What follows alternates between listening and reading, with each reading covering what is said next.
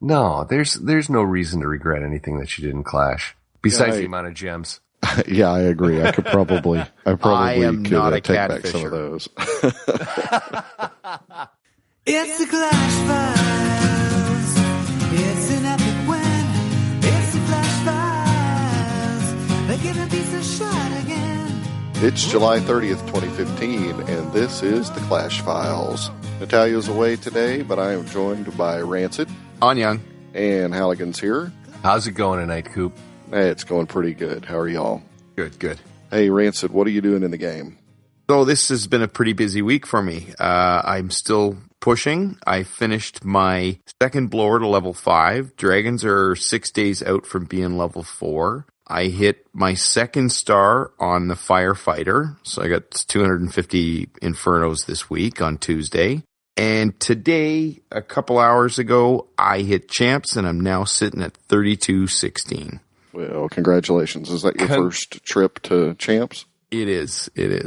Congrats, Ran. Congratulations from somebody who knows you as not wanting to push ever, period, end of sentence. That is awesome. So I'm going to kind of keep going with that and say that this season, being almost a month long, I have had one defense. I've taken no defensive wins on all of that. And I pushed up using my crappy Goblin Barch Giant army. I didn't use golems. I used 2 Valks, 2 healers, a couple of Wiz, and a bunch of other crappy stuff. Don't forget your 30-30 heroes. Okay. Yeah. So you're not going to get any defenses as a Town Hall 9. Is your Town Hall outside? It's the only way I could do it. For a while there, I was getting like -1 and 2, but yesterday I was 4 cups away and then lost about 25 and then had bad attacks and almost quit the game this afternoon. I was just ready to be done.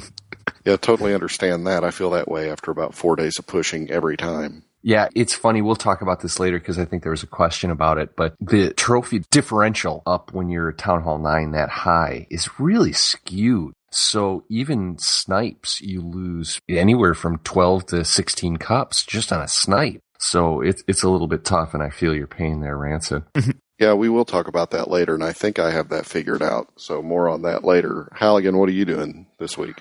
I was up in champs and dropped last week when Natalia kind of officially, unofficially called off the push. A lot of us still kept going. I dropped just to try to get some dark, get my heroes up. But in the process, I got rid of all my skull walls. I was saving them for times where I needed to dump 1 million, whether it was gold or elixir. But I said, forget about it. I'm getting rid of them. So I have nothing but Legos and lavas right now. I've got 209 Legos left to build the lavas. I'm still sitting at 41 lavas. But other than that, I haven't done too much. I'm kind of thinking I've got my second blower at level 4. I was thinking about bringing that up to level 5, saving the gold to do that. But I'm in no rush to do so. It's all about getting the DE for the heroes. And you might as well. I mean, your walls are going to be just as much as getting the blower up, probably at this point. Mm-hmm. Yeah, well, I think it's like 5 million to get the blower up and then 3 million for a wall. Let's see what we got here. Close to 5 million. Or 4.8? 4.8 to max that last blower. So, if I get enough for a wall piece with elixir, I'll do it. But otherwise, I'll hang on to the gold for the blower. I finally got my king going to 25. He's been at 24 for a long time. The new dark spells to try to get going and the dark spells is what I've been working on, trying to get them up, but I finally put him down to go to level 25. Finished a bunch of more lava walls, so now my core on both my farming base and my push base are all lavas, and I'm going to put them all to zaps before I start working on other lava walls. Nice. But other than that, on both counts. I love that you're getting your king to 25. That's huge. Yeah. Yeah, I think I'm just going to keep farming for a while. I was in the last war and didn't do very well, so I'm just not going to do that anymore for a while. None of us did very well in that last war, man. It was pathetic. It really was, and I don't know how much that has to do with us still trying to get used to the new changes in the game, but I actually sat out the war that you're talking about. I sat out 2 wars because I've just been so frustrated with my performance. Yeah, I mean, that's what happens to me, too. I'll have a couple of good ones, and then I'll have a couple of bad ones, and then I'll just decide not to war for 2 or 3 wars. Or do what I did this time and go visit another clan. We'll talk about that here in a few minutes, too. You know what I was thinking the other day? If you think about all the different podcasts, the folks that do those all knew each other before they started doing the podcast, if I have my facts straight. They either went to high school together or met at a party and got to be friends. But, none of us knew each other or really know each other outside of the game. And that's kind of unique, don't you think? Yeah, definitely that we've all become friends without ever having to have the opportunity to shake each other's hands or buy each other a drink even. Well, you know what? Go ahead, I'll buy you a Halligan. drink.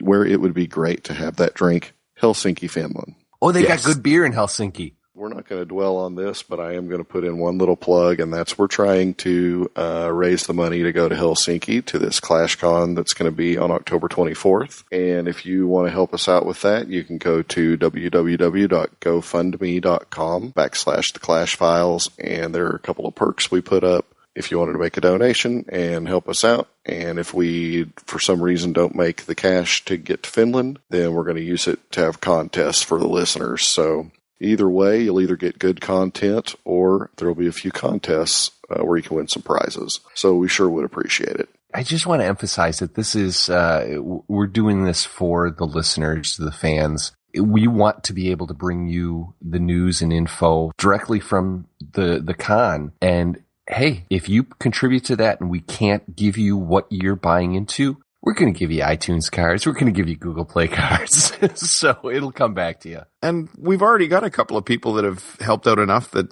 we owe shirts to, don't we, Coop? Yeah, we have 2 people that have gone the extra mile, and we'll get a limited edition shirt. I have had a lot of different ideas for shirts. We're doing some for the clan. I was talking to my wife about it the other day, and I said, I was thinking maybe we would do one that was the Clash Files went to Helsinki, and all I got was this dumb T-shirt. And if we don't go, maybe it can say the Clash Files almost went to Helsinki. I like both ideas. Yeah, we'll come up with something good, though.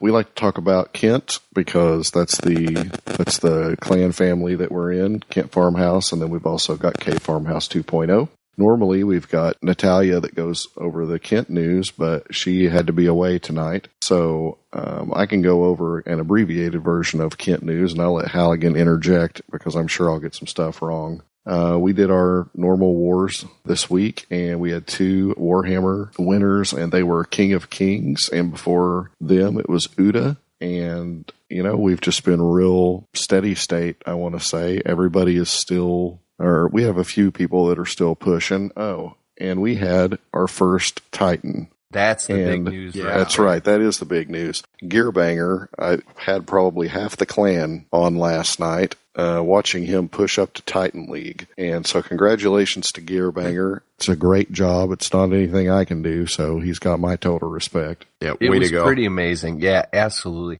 And the final hour of his push was one of those things where everybody had to stop and pay attention. It's funny in the line chat between the 2 clans. Everybody's like, where can we watch this? Where can we see this? No, it's just in our chat. Yeah. Because he was going up just a couple of cups at a time, which is what you get to when you're up in the clouds like that. It was a fun time. Thank you, Gear, for sharing that experience with the rest of Kent. And congratulations. That's such a huge accomplishment. Well, I agree. And, don't you think that sometime in the next couple of updates, they'll put another achievement for Titan League? Because my excuse right now is that I'm just waiting for them to assign some gems to that. Yeah, I mean, heck, if Champs is worth 2,000 gems, $5,000 or 5,000 gem reward for getting to Titans wouldn't be out of the question. Yeah, I don't either. I think it'll probably be more like 3,000 if they ever decide to do it. But it's a great accomplishment, and I know it took a lot of hard work for him to do that. Rancid, what's going on in K Farmhouse 2.0? So we've had a couple of wars here. I'm just bringing them up. The last war since we recorded was against the Oro villains, 81-79, and Warhammer winners were Ket the Trow and either Mackenzie or Mectenzie. I think it's Mectenzie. In the war we had against SK Top was 68-63, We had Goblin Slayer visiting from his clan, came over to his war with us for a short little time, and he ended up getting the Warhammer for that. And in our most recent war, we just tied with an Arabic clan, it looks like to me, 68-68, and the Warhammer winner for that was Epic Beans. So congratulations to all those guys. Great effort, and we're really coming together with 3 wins and a tie in our last 4 wars. So and a really consistent membership. Definitely, oh gosh, yeah. We do have a little bit of room right now, so if you do want to come and visit or to stay, send me a message online, and I'll make sure that we know you're coming, and just remember what the password is. And what's the password for either clan? Well, I believe the password is I believe. I believe it is as well. I'm surprised that you say that you have room, because last time I checked, it was 49 out of 50, and I know that there was shuffling around between the clans going on, so... It was 49 until just after this war, and then a couple people who were visiting and were from Kent actually went over. Heisler was over here and went back. Like I said, Goblin Slayer left, and we had a couple other people, I think, leave in less just half a day or so. Heisler, we let Heisler back into Kent. We're going to have to rethink that decision, seeing that he set up the TeamSpeak and does all this stuff for the clan. Okay, he can stay. Yeah, and if you're interested in visiting or joining Kent or Kent 2.0, I think probably your best chance of being able to get in the door is usually on Monday evenings, because we're usually, well, at least for Kent, we are always ending a war around then, and we're not starting one until Tuesday. And so if there's any house cleaning that has to be done, it's done then. You might keep an eye out if you want to visit Kent. I know that 2.0 is on a little bit different schedule, but you usually have a couple of spots potentially that are open. Yeah, we have a few more people that they come to visit and stuff, because we, being the second clan for the Kentians, get a little bit of, how do you put it, just travelers coming through, which is kind of neat too. We get a bunch of people from some of the other clans. We've had guys from L, and we've had guys from Zod. We've had Project Cadmus. Who else? We haven't had anybody from the Corsair Maniacs come on over to our clan yet, though. I'm really hoping they'll show up. Yeah, that would be kind of cool. We're like 3 weeks post-update. We're not expecting another one, I don't think, for a while, but there is a little bit of Clash-related news. Halligan, you want to tell us all about that? Yeah, actually, last week, as we were recording, a new service started doing live streaming of mobile gamings. The company, the service is called Camcord, and they've been around for a while, apparently. I did a little digging into their past, and they've been around 2-3 years. They've been having to deal with just pitching their development kit to software developers. Anybody that made a game, they'd have to embed their code into the game in order for them to either record it or stream it. Well, with the last major update to the Android operating system, you were allowed to record what was going on your device. And that allowed this Camcord the opportunity to kind of delve into a new kit, so to speak. Apparently earlier, and this didn't make much news, they've started allowing the recording of games through Camcord on Android devices running Lollipop 5.0 or higher, which, as somebody who does YouTube straight from my device, I've given it a shot. The quality seems pretty good of recording from my device. But the big news is that they're now doing live streaming through both type of devices, as long as you're connected to a PC. The difference between this that I see from what they're doing and what Twitch is doing is Twitch just basically started out and said, hey, you can do it. Figure it out. Where Camcord has got detailed instructions on how to connect to your device, to their streaming service, and it's just a really unique opportunity. And mostly the YouTubers that they've gotten to do live streaming, they haven't really pulled too many Twitch guys over at this point. But we'll see. I mean, it's really worth watching in the future. And like I said, I'm probably going to start recording my Warhammer videos using Camcord as opposed to the beta program that I had been using in the past. Yeah,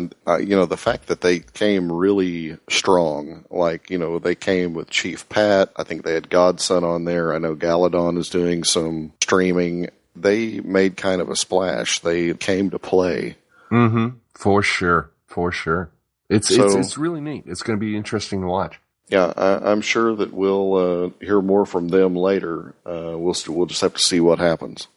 The other bit that kind of falls into specific Clash news is that I know that there's been a lot of talk in the community with get a league together of tier 1, top, whatever you want to call them, war-focused clans together that have all pledged to not use any third-party apps and just go at it the way the game was intended. And there's been rumblings as of today that that's happening. There may be a league out there that actually refuses to use any type of modding and puts themselves out there to match up against each other, against the best that you've got to offer without any third-party software. So that was interesting. And again, that's something that we're going to learn more in the coming days, I'm sure. One other thing that I was thinking about was regarding this ClashCon that's coming up. You know, they have publicized 2 major components, which I'm sure there will be more, and we'll as we get closer, they'll put out information. One was meet YouTubers, which probably turns a lot of people's cranks. Not so much mine, but that doesn't really matter. And then the other one was to see clans going at it. It's not very detailed, but you know, they say watch top clans go at it for glory or something like that. I wonder if that is a teaser that they're going to make it easier for clans to match up. I'm really hoping so, because a lot of guys and girls even have put a lot of work into just trying to arrange some of these matchups to go against their friends or people that they want to compete at, and not had the success that they really deserved. Yeah, a lot of work. Speaking of which, Rancid, you were involved in that KFAM or Open America versus the World. Yeah, the Ryder Cup. Yeah, that was really great. And a lot of guys put in a lot of work, and unfortunately we just didn't match. And that falls into the fact that there's no built-in mechanism for Supercell to, or for us to put these kind of matchups together. But as long as I brought that up, tell us a little bit more about your experience with the rest of the world. That was a lot of fun. Like I said, got to meet some guys that I've only sort of heard about. Eglay was on our team. Mighty Buzzard was on our team. Itachi, he is just a great guy. He is so helpful, and he's really very knowledgeable about the game. Helped a lot of our people come out with the win over America. What we tried to do was base it on stars and then destruction and such, and we ended up taking a lot more stars. But America had a tougher matchup by far, I think. We did really well, and I think we were all but about 6 or 7 stars from a total cleanup. I got 5 stars. If I hadn't misdropped my stupid poison spell, I should have had 6. But yeah, I got to war with Vignesh. I haven't warred with him since we were in Dark Scourge. He's over in Project Cadmus, and hopefully, yeah, one of these days I'll get to go maybe over there for a war. But again, it was, like I said, it was a lot of fun and great to meet a lot of these people for the first time in most cases. Well, that's awesome. Hey, one of the things that we got some feedback on this week when we asked for show topics and emails and stuff like that, we had a few people that wanted us to talk about clan organization and leadership. I thought we'd take a few minutes to do that. We may end up revisiting the topic because I know that Natalia has a lot of opinions on the subject, so we'll probably come back when she gets back. Halligan, you were in leadership before you got to Kent, as well as being a co-leader in Kent, but you've been a leader in a bunch of different clans. Rancid, what's your leadership history? Back in Dark Scourge, I was just a member for the longest time. We didn't really have a lot of elders or co's. Promoted to an elder if you did a lot of donations. And then it was when war started, or maybe a couple months after war started, it was chaos. And it was actually Hal that suggested to our leader that he make me a co, or it was kind of semi-understood that a lot of people were going to bolt. So that was sort of my first delve into leadership over there. And after that, it was move on to Kent and become a member again and just kind of sit around and be happy to do everything that I can do. That kind of saw that I hope it was worth it making me an elder and then a co-leader in Kent. You're being modest. You're being very modest, and I'm sure that while we appreciate it, it's BS. The reason that I put it out there is because, let's face it, that Dark Scourge was not a well-run clan. The leader was a college kid that had way more important things to do than clash. I mean, there's no two ways about it. He was getting his education. He was working for his future and kind of started a clan with his cousins and what have you on a whim. And he just ended up by random chance to get great people in that clan. Rancid being one of the first. There was no leadership in that clan. It was, it really was. It was run from the ground up and nobody had the title to realize that. And when I first joined them at Yamo's suggestion, who's with us in Kent now, you could see that it was in bad shape. And Rancid, you were one of the ones that was trying to organize things, trying to get communication together because you were on there more than most. It was a real simple solution to give you and at least be able to give you the opportunity to send out clan mails for the people. I mean, there was a lot of Brits in that clan. There were, obviously Vignesh from India. So it was a worldwide clan that the communication wasn't there. So I think that's a very first step is have that form of communication. That was before we even knew about chat apps such as Line or GroupMe. So that was the first step. Be able to have somebody that can put out something that everybody can talk about. There was another blow up that happened that ended up with me as a over there. It's just kind of an organic cohesiveness that develops. And I've heard other people talk about the way that it's a family. Yeah. That's the key to a good clan is that everybody has to be on the same page. And if you're not, then that's fine. I'm sure with all of the hundreds of thousands of clans that are out there, there's a clan for you, but you've got to ensure that cohesiveness is there. Coop, you've been with Kent since basically the beginning. How have you seen it kind of develop? Obviously, Natalia would be the one to really speak on this, but you're the next best thing we've got, which is pretty darn awesome. Yeah, Kent, Natalia has a good leadership style, I think, and has been the leader for a long time. With Kent, I feel like elder is something that's earned through being loyal to the clan. So, we don't have, and I don't think it's a good idea to have rules where you have to do so many different donations in a season or keep your ratio at a certain level because you're going to have people that just want to hit a number. With us, you get to be an elder if you've been around, and we don't think that you're going to bolt, really, I think is what comes down to it. Co-leader's entirely different. We don't give out co-leader without really thinking about it, and generally speaking, the elders all agree on who the co-leaders are going to be. And then, we have different chats set up. So we have just the general chat. We have leadership chat. We use Line, but there are a lot of different communication tools you can use that don't disappear. And if we're really going at it in game chat, like that chat doesn't last very long. So if you really want to say anything meaningful, you generally get online where everybody's going to be able to see it.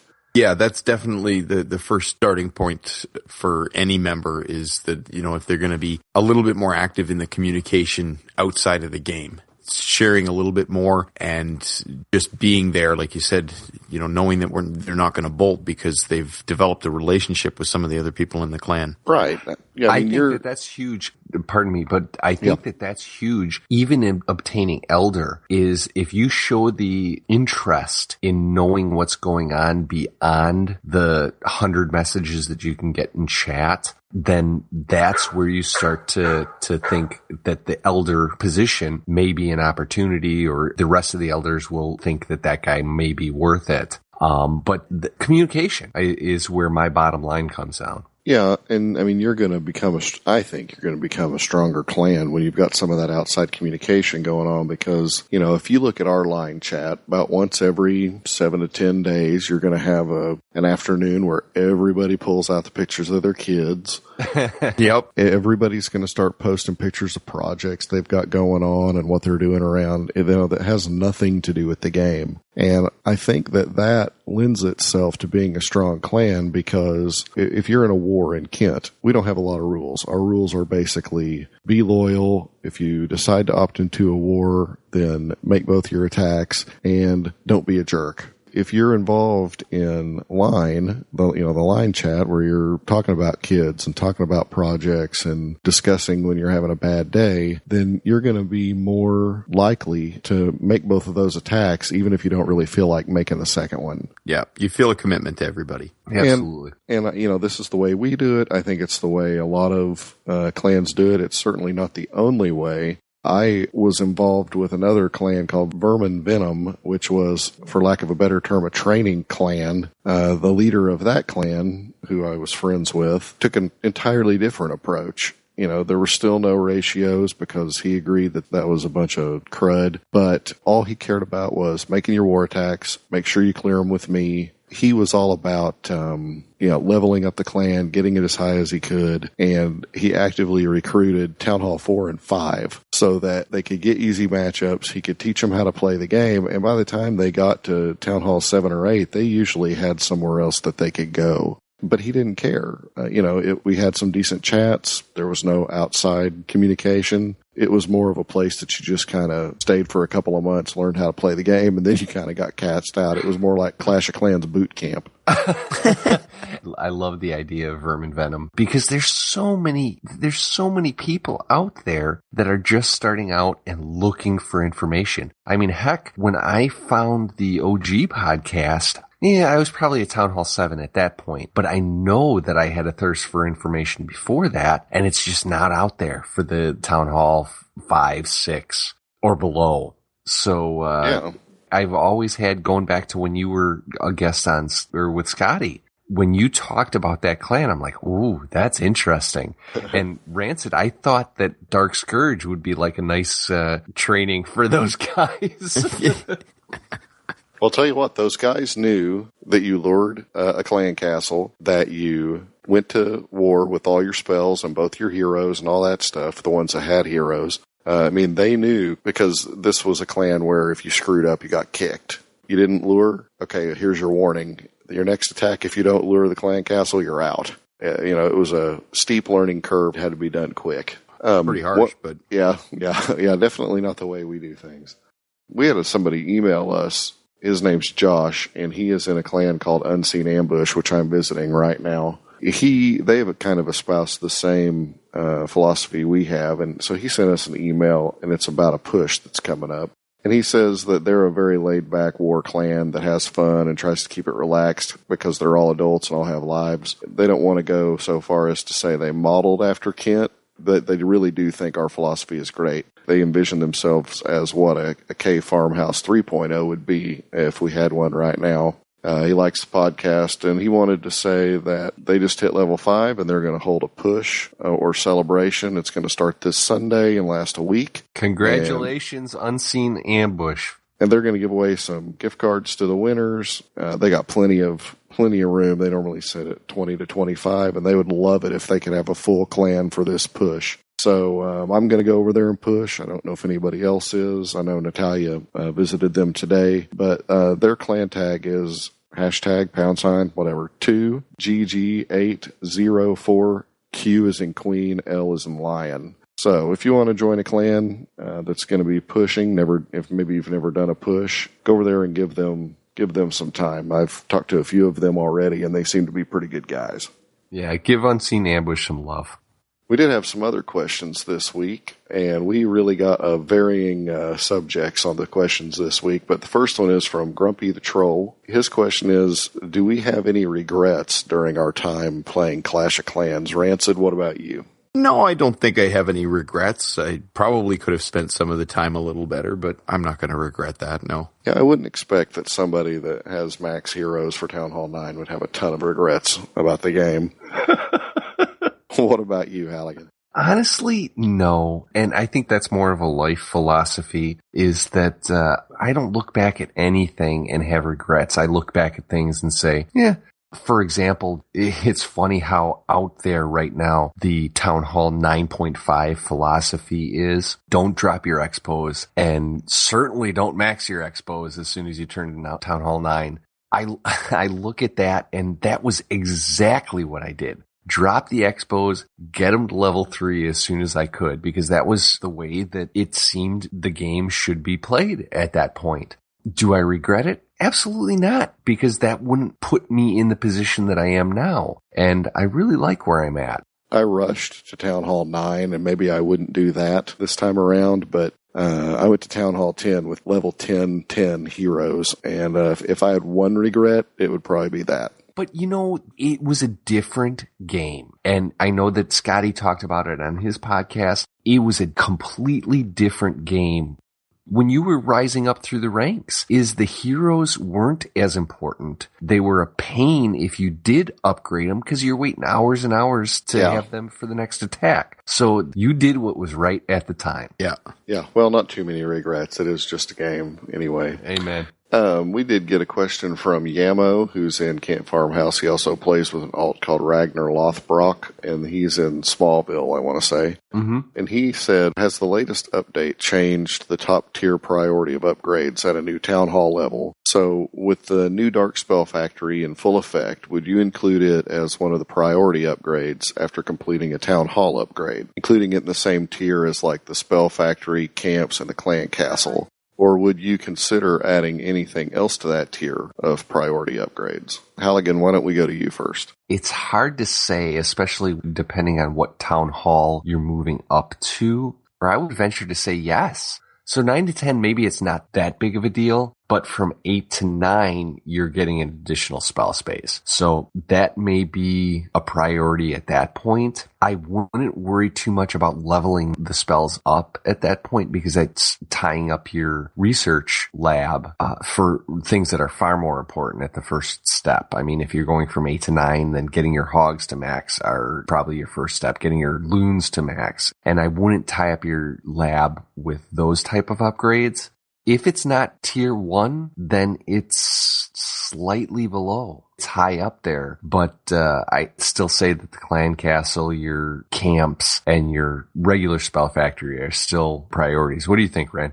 I'm going to be going to Town Hall 10 in the next couple of weeks. So my priorities, once they're done, it's going to be Spell Factory and the Clan Castle and 2 camps. As soon as the Clan Castle is done, do the lab. As soon as the camps are done, start them again. And I've already maxed out all my dark spells. So being one of my spell factories working at any one time is going to be critical. It's a complete crippling of your account, really, if you have no spells. Yeah, I mean, that's a really good point. I never thought about it that way, but it is a way to always have spells if you stagger your upgrades of the spell factories. And I think it might be the last tier 1 upgrade, the Dark Spell Factory. But as people get better with using those spells, I could definitely change my mind.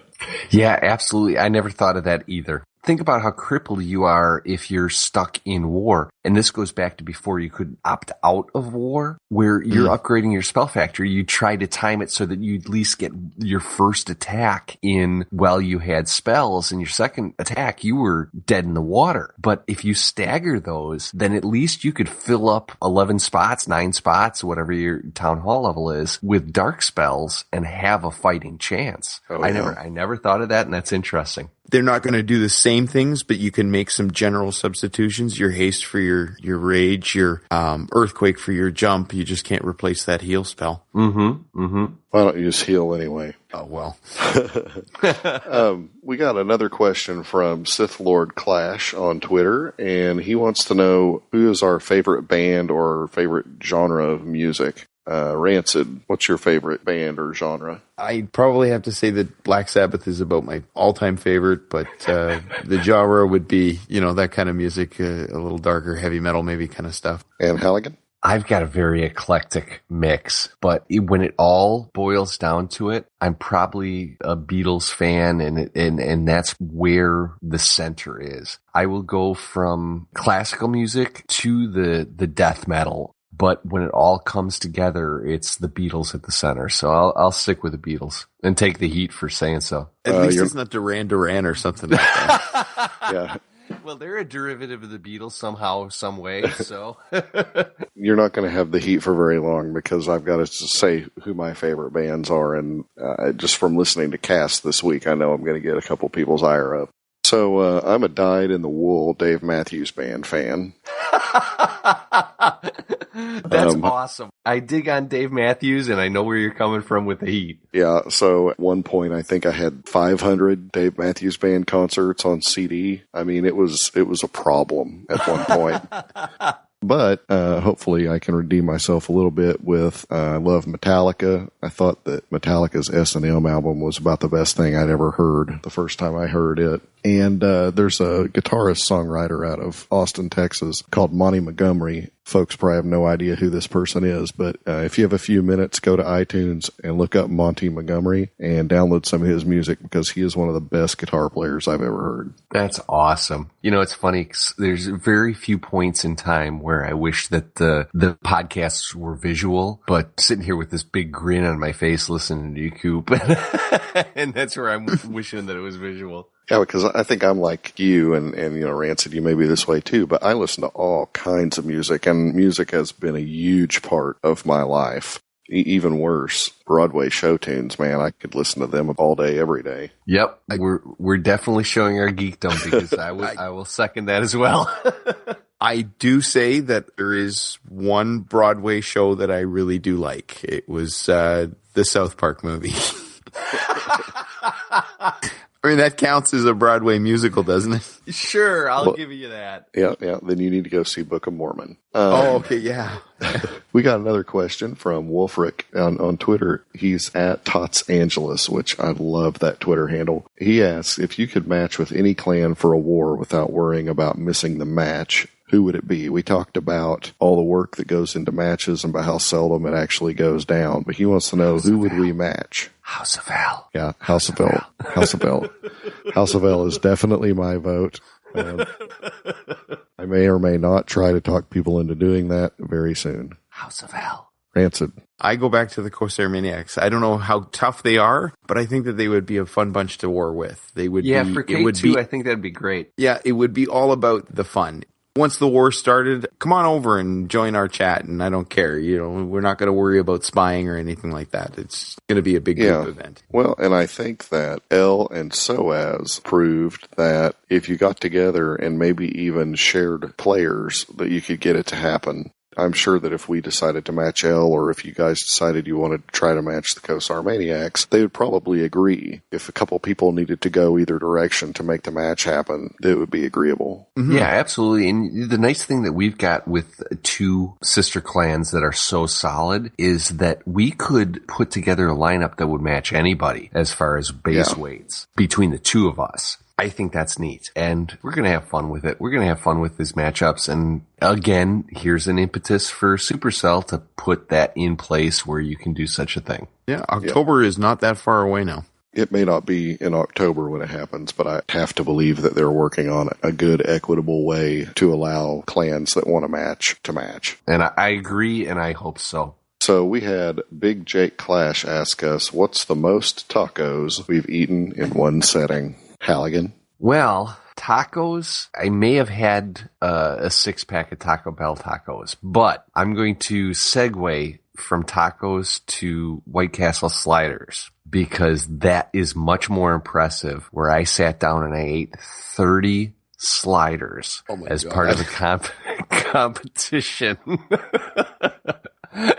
And unlike the time where I sat down and ate 6 pounds of crab legs, I did not throw up when I ate 30 sliders.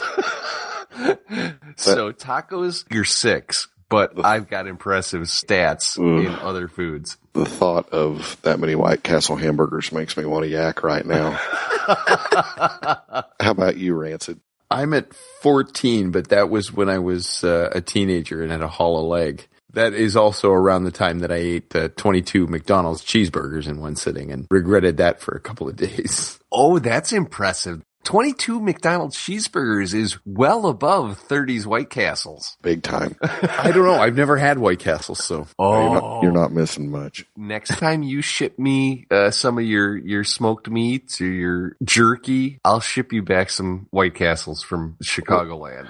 Wait a minute. They're trying to kill me if I go into the store. What are you trying to do to me? What's this next time business? Oh, because it's coming soon. Yeah, I don't believe I've ever gotten any jerky at all. Oh, It's ready to ship. It's going out.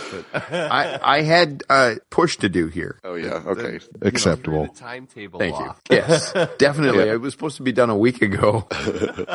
I love tacos, and I've eaten 12 Taco Bell tacos on a number of occasions. The thing that Rancid made me think of is there's a food challenge out there, and it's like batting for the cycle at McDonald's, where you just go to McDonald's and get one of everything on the menu and try to I've plow heard through of that. I've heard of that and never tried to attempt it, but Oh my God.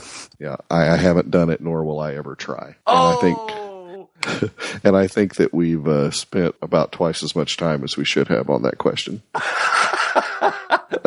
Sins, who is at Savage Sleuts on Twitter, sends us this question. If time and gems weren't an issue, how high could you push with Barch? And that is 50-50 split on barbarians and archers, and only barbarians and archers in the clan castle. First, if I'm going to Barch, I would never put barbarians and archers in the clan castle. I'd fill it with giants or a golem so that I had a fighting chance when I got up higher. But I can also tell you that I suck at barching if it's not for farming, and I could probably make it maybe to Masters 3 barching, and I'd have to next a lot. I'd have to bully Town Hall 8s and 9s the whole way up there. Rancid, how high do you think you could get just barching? I'd say you're probably going to be limited to Crystal 1, maybe Masters 3. I barely got my army up to champs. It was a struggle, so... You get a little more Town Hall snipes down there, so if that's what you want to do. Yeah. What about you, Halligan? Well, I think the key here is the time being an issue. Who cares about the gems? You don't need gems for a Barch army, but time. There are Town Hall 3s in Champions League, and you know that they're not using anything besides Barch because that's all they got. Yeah, but they're sniping. Exactly. Hey, that's Barch. Yeah. If time wasn't an issue, which I'm sure that it's not for many of those, you could push to Titans. Yeah, you're right. There's not a doubt in my mind. I think that would end up being a regret of my life. That goes back to the previous question. Absolutely. Yeah, I would definitely argue what you're proving if you can snipe your way to Titan League. I think that what you are unintentionally proving is that you have no friends or life.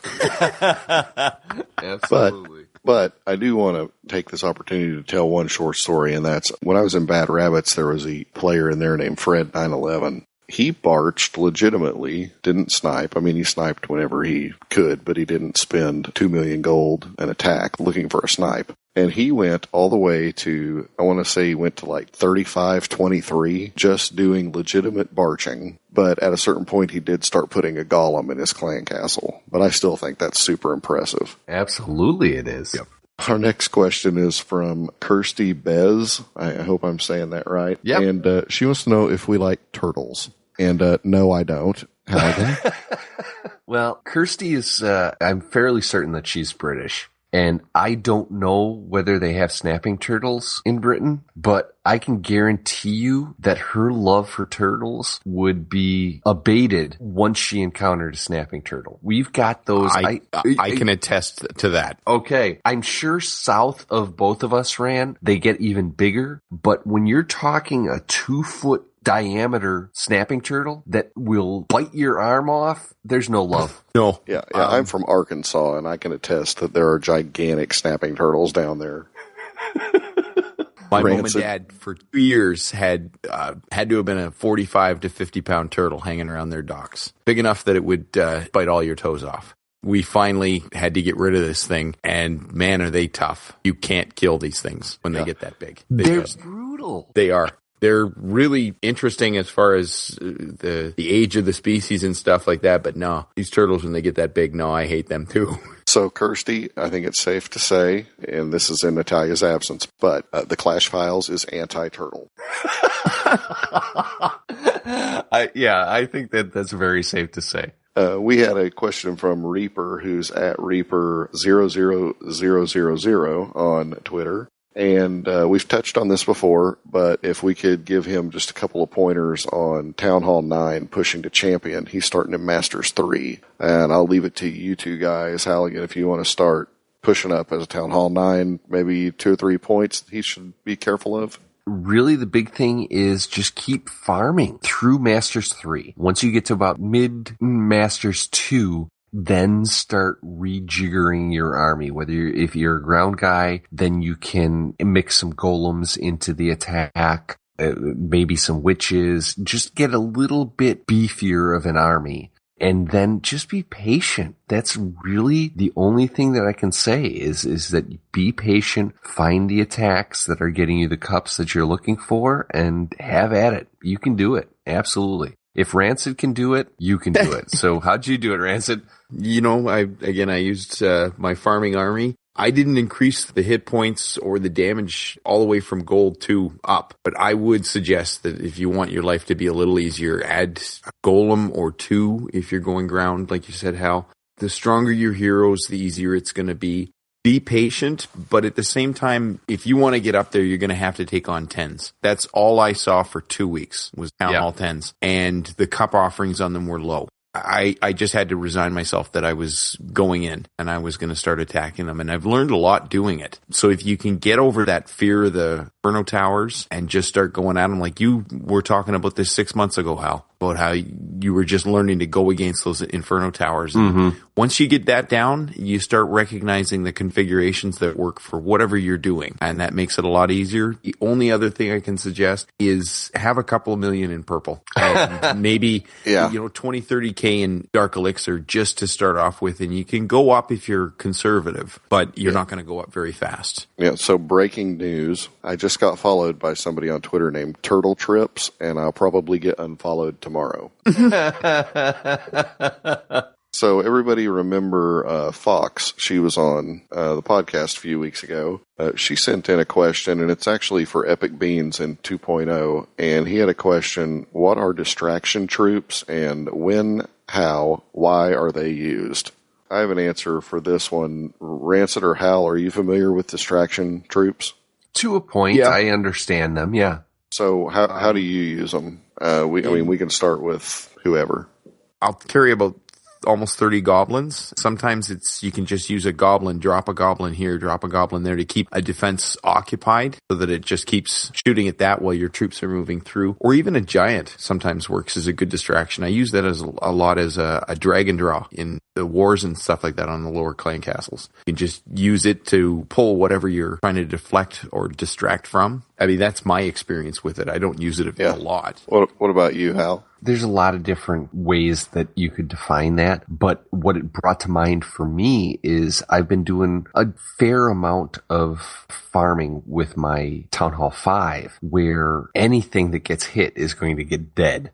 Even level 2 giants don't take much damage. So it's nice to be able to put the giants in where they are tanking and also, quote unquote, distracting a lot of the defenses towards the giants, where you can lay out some archers behind it.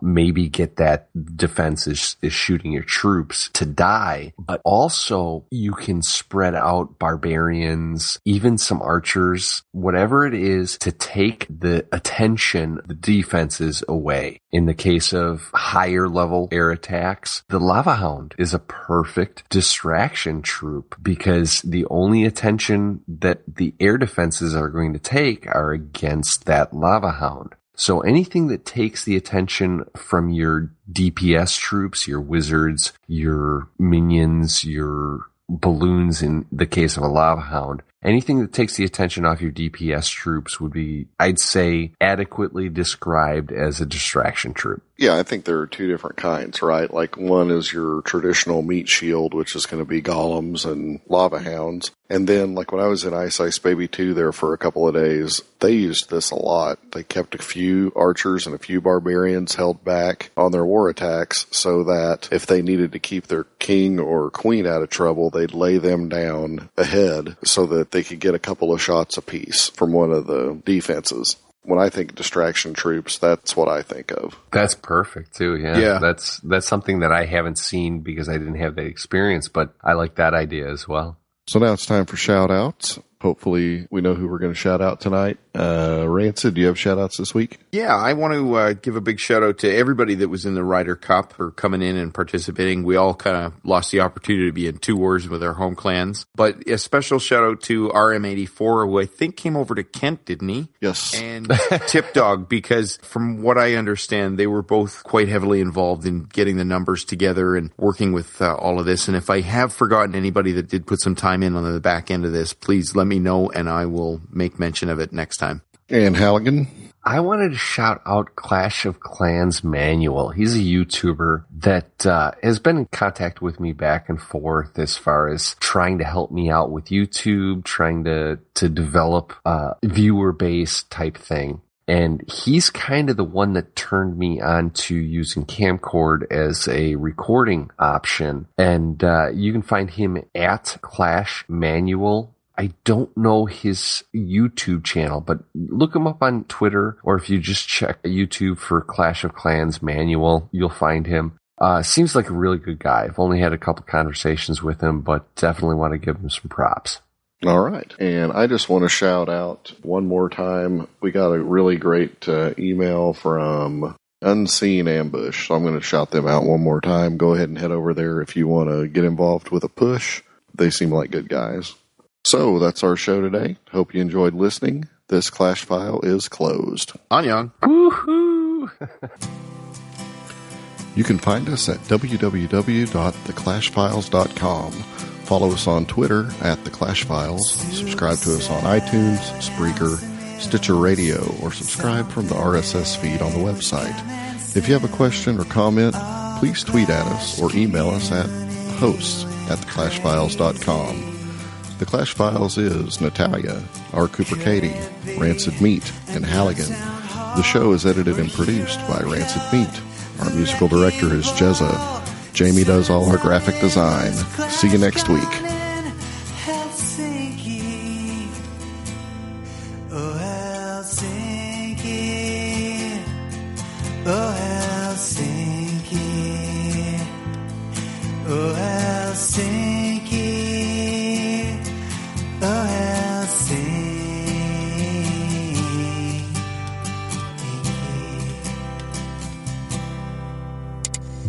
There should be a podcast there to interview the gobs, I swear.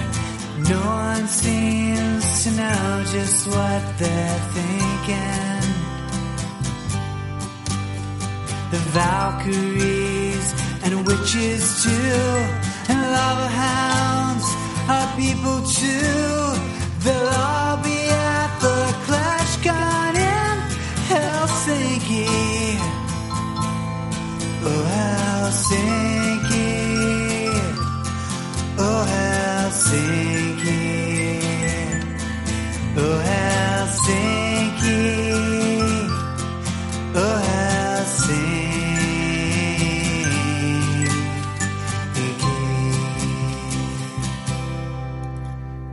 Close your eyes and picture this.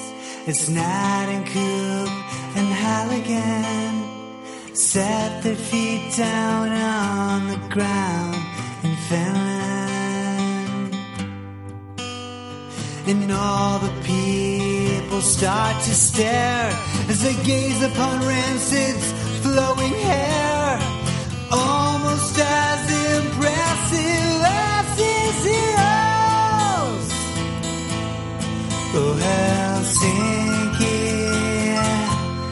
Oh, Helsinki. Oh, Helsinki. Oh, Helsinki.